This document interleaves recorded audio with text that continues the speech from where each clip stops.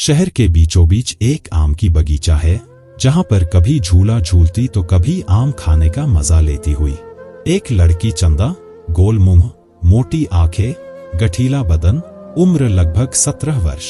उसने जैसे ही बचपन को पार करते हुए अपने यौवन में कदम रखा, वह अपने आप पर खुद का काबू नहीं रख पा रही थी। उसकी आंखें देखकर ऐसा लगता था मानो कि वह बहुत प्यासी मछली की तरह है, जो अपनी प्यास को बुझाना चाह रही है, मगर शर्म का पर्दा उसे रोके हुए है। वह बाहर नहीं जाती है, वहीं अपनी बगीचा में ही रहती है। वो उसके 3 भाइयों को इकलौती बहन होने के कारण सबकी बहुत प्यारी है, पर उसकी चाहत किसी को नजर नहीं आ रही। ऐसे ही धीरे धीरे उसकी प्यास बढ़ती है। फिर क्या होता है, पूरी कहानी के लिए वीडियो में बने रहें। सन 2000 की बात है। चंदा के भाई के साथ एक दिन उसका दोस्त उसके घर आया और चंदा ने उसके लिए चाय बनाई और उसे पिलाई। उसका नाम दीपक था। वो लंबा चौड़ा था, दिखने में भी अच्छा था, पर वो बहुत सीधा साधा लड़का था। चंदा ने उसे पहली बार देखा था और वो उस पर मोहित हो गई।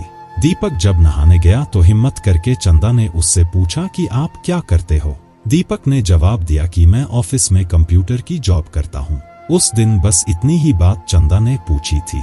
चंदा का मन ख्याली पुलाव पका रहा था। चंदा के 3 भाई है, चिंटू, मोनू और पुष्कर। चिंटू सबसे बड़ा है और वो आम का व्यापार करता है। मोनू और पुष्कर पढ़ाई करता है। एक दिन चंदा ने चिंटू से कहा कि भाई, मैं दिन भर घर पर बोर हो जाती हूँ और मुझे कंप्यूटर चलाना भी आता है, तो आप आपके दोस्त से बोलकर मेरे लिए कोई जॉब की बोल दो ना, मैं भी जॉब करना चाहती हूँ। चिंटू ने उसकी बात मान ली और दीपक से उसके लिए बात करने की बोल दी। अगले दिन दीपक घर आया और चंदा को अपने साथ ऑफिस ले गया। चिंटू दीपक पर बहुत विश्वास करता था, तो उसे कोई एतराज नहीं था चंदा को साथ भेजने में। खैर, चंदा ने जो सोचा था वो हो गया और वो ऑफिस में जॉब पर लग गई। वो रोजाना दीपक के साथ ही जाती थी। दीपक के पास एक स्कूटर था, दोनों उसी पर जाते थे।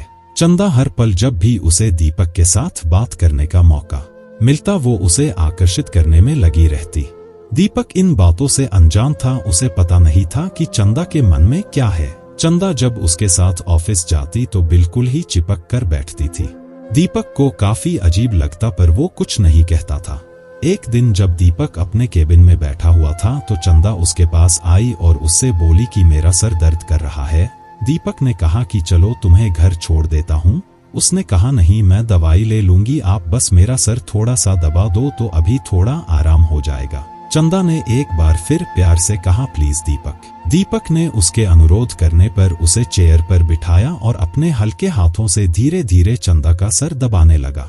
चंदा का सर दर्द नहीं कर रहा था, उसे बस दीपक को आकर्षित करना था। दीपक को इस बात की भनक नहीं थी। दीपक के हाथ का स्पर्श उसे बहुत सुकून दे रहा था। चंदा ने अपनी आंखें बंद की और उसके स्पर्श के एहसास को महसूस करने लगी। फिर कुछ देर के बाद उसने दीपक के दोनों हाथों को अपनी छाती पर रख दिया। दीपक को शुरू में बहुत बुरा लगा, पर वो भी जवान था तो उसे भी उसकी छाती पर हाथ रखने में आनंद आने लगा, क्योंकि चंदा का बदन गठीला और बेहद खूबसूरत था। चंदा चेयर से उठी और उसने दीपक का एक हाथ उसकी कमर पर रख दिया और दीपक को कस के अपनी बाहों में जकड़ लिया और एक जोरदार किस उसके होठों पर कर दिया। दीपक तो बुरी तरह से कांप रहा था खुशी के मारे।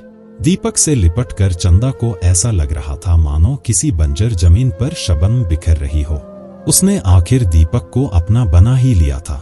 उसके लिए अब रोज रोज ऐसा ही चलने लगा। दीपक को इन सब से बहुत डर लगता था, पर उसे चंदा के साथ भी बहुत अच्छा लग रहा था। अब दोनों साथ साथ घूमते, बातें करते और रोमांस करते। चंदा के इस एहसास को प्यार कहेंगे या कुछ और, कुछ भी हो, पर वह पहले से अब बहुत ज्यादा खुश थी। जवानी का सफर ऐसा ही होता है, बहुत ही मुश्किल से मालूम होता है क्या प्यार है और क्या नहीं। जब ऑफिस में कोई नहीं होता था उस वक्त ही दीपक चंदा के करीब जाता था। दीपक तो सीधा साधा लड़का था, बेशक उसे तो चंदा ने ही बिगड़ा था। चंदा अब दीपक के लिए हर बार कोई न कोई गिफ्ट लेकर आती थी।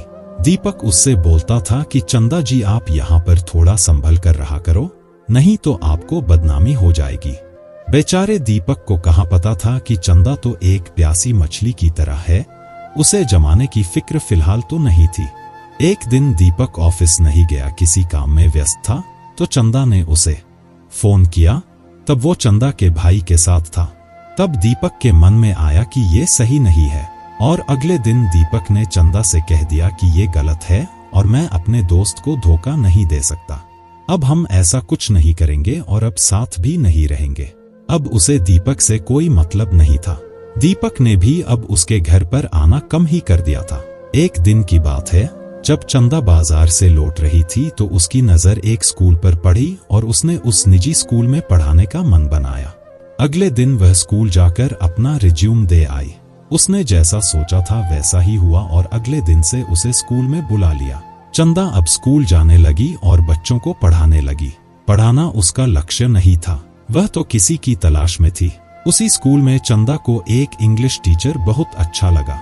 वो उसके पास बहाने कर करके जाती और उससे बातें करती और उसे अपनी ओर आकर्षित करने का प्रयास करती। एक दिन स्कूल में शिक्षक दिवस के दिन रात को एक कार्यक्रम का आयोजन किया गया। चंदा भी आ गई और सभी टीचर्स आ गए। कार्यक्रम शुरू हुआ। बच्चों ने अपनी अपनी प्रस्तुति दी और कार्यक्रम समाप्त हुआ। चंदा का ध्यान बस उस इंग्लिश टीचर पर था। सभी बच्चे अपने घर जा चुके थे।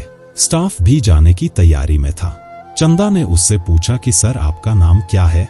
उन्होंने हंस के कहा मेरा नाम नीरज है। और आपका? चंदा ने शर्माते हुए कहा कि मैं चंदा हूँ। अगले दिन फिर स्कूल गए और प्रार्थना में नीरज सर ने बहुत अच्छी अच्छी बातें बच्चों को बताई। नीरज सर बहुत अच्छे स्वभाव के थे। चंदा के परिवार वालों ने एक मंदिर में मूर्ति स्थापना का कार्यक्रम आयोजित किया था तो सारे स्कूल स्टाफ को भी आमंत्रित किया। चंदा के घर के पास एक मंदिर बनाया था जहां पर माताजी की मूर्ति स्थापना की जानी थी। चंदा नीरज सर से कहकर आई थी कि सर आप जरूर आना। खैर नीरज सर के साथ साथ स्कूल की मैम भी आई थी। चंदा का व्यवहार मैम से काफी अच्छा था। उस दिन में भजनों पर नाच गाना हुआ। नीरज सर के साथ साथ चंदा ने भी ठुमके लगाए। उस दिन दोनों बहुत घुल मिल गए थे। रात को भजन संध्या का आयोजन हुआ और चंदा ने नीरज सर से रिक्वेस्ट की और कहा कि सर आप यहीं रुको। वह रुक गए और चंदा के पास ही बैठकर भजन संध्या का आनंद लेने लगे। देर रात को वो घर चले गए। जब चंदा स्कूल में गई तो उसने नीरज सर से कहा कि सर रात को मैं आपके साथ थी तो रात को मेरी आंखों में बस आप ही आप आ रहे थे।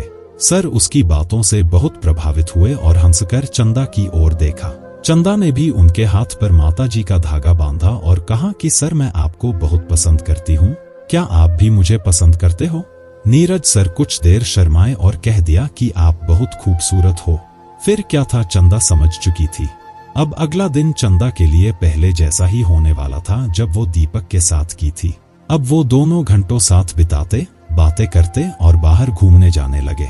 लगभग 3 साल तक दोनों साथ रहे, खूब मौज मस्ती की। दोनों ही छुट्टी होने के बाद स्कूल में ही रोमांस शुरू कर देते थे। चंदा की प्यास की कोई लिमिट नहीं थी। कुछ दिनों बाद नीरज सर की शादी हो गई और वो अपनी दुनिया में मस्त हो गए। इधर चंदा की भी उसके परिवार वालों ने शादी कर दी। आज चंदा 2 बच्चों की माँ है और ना तो उसे दीपक से कोई मतलब है और ना ही नीरज सर से। वे दोनों उसकी जिंदगी को कुछ पल बहलाने आई थी और फिर चले गए। दोस्तों ये क्या था, प्यार या प्यास? आप ही निर्णय लें।